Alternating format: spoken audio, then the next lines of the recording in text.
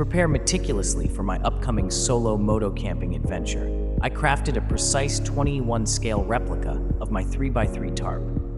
This allows me to experiment with various configurations and determine the optimal placement of pegs and poles for a seamless setup in the field. If you observe closely, you'll notice that I've replicated the exact knots and techniques I employ in real-world scenarios for each anchor point. For instance, I use the stopper hitch to securely fasten camp cords to the pegs, enabling me to adjust the cord length effortlessly as required.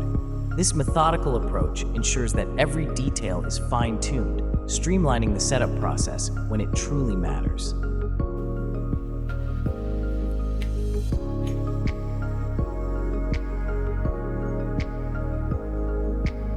Equally important is maintaining my tools.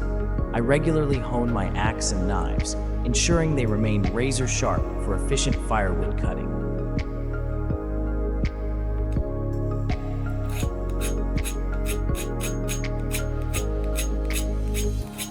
This habit not only improves their performance, but also reduces the effort needed, making every stroke precise and effective.